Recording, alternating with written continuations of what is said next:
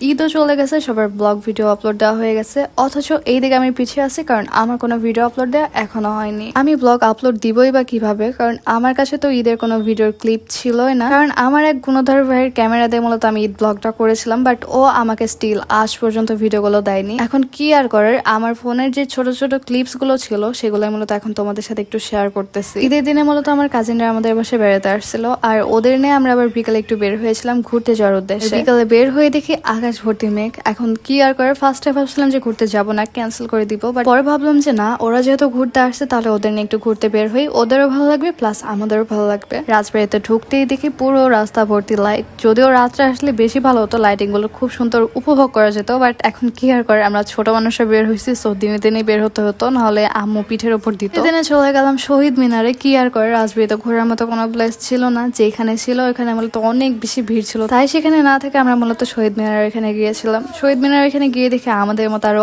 অনেক পাবলিক আছে যারা কিনা এখানে একটু শান্ত পরিবেশে আসছে। শান্ত পরিবেশটা কিন্তু বেশিক্ষণ শান্ত থাকেনি, অশান্ত চলে আসছে, মানে বৃষ্টি চলে আসতেছিল, এতটা মেজাজ খারাপ হচ্ছিল।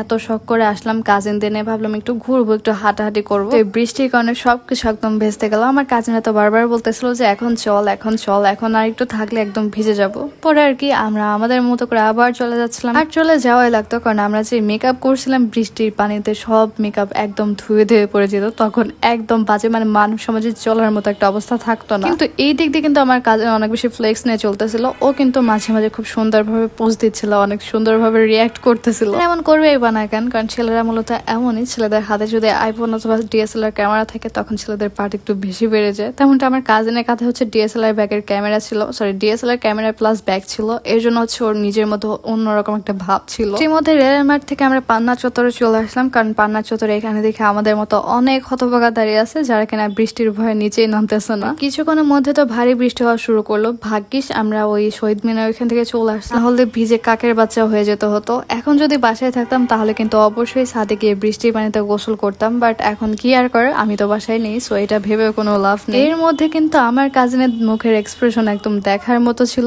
বেচারা বৃষ্টির মধ্যে নিচে নামতেও পারতেছিল না, ঘুরতেও পারতেছিল না, প্লাস খাইতেও পারতেছিল না। বেচারার দিনটাই আজকে একদম মাটি। হাজারো বড়দের মাঝে ছোট্ট একটা কাজিন আমার, বেচারা ওইখানে মূলত সব ইয়াং এজের ছেলে মেয়েরা ছিল, ওর মতো কোনো বাচ্চা ছেলে মেয়ে ওখানে ছিল না। এখন আমার সাথে গেছে, সো অবশ্যই তো থাকবে আমার সাথে, তাই না?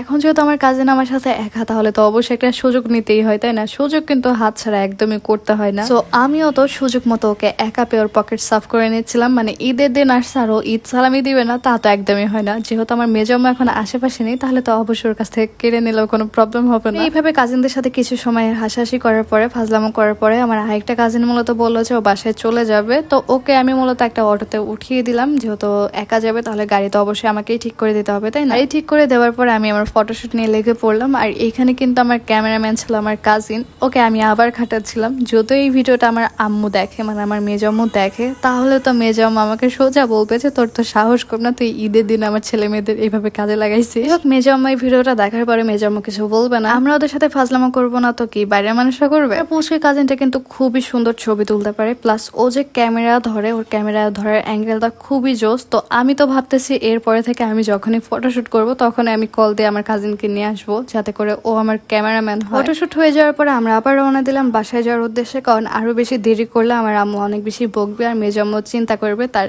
একমাত্র বড় ছেলের জন্য। সো অবশ্যই এখন বাসায় চলে যেতে হবে। সো গাইস, আজকে ভিডিওটা এই পর্যন্তই। সো আজ আসি, কাল দেখা হবে। আল্লাহ হাফেজ, টাটা।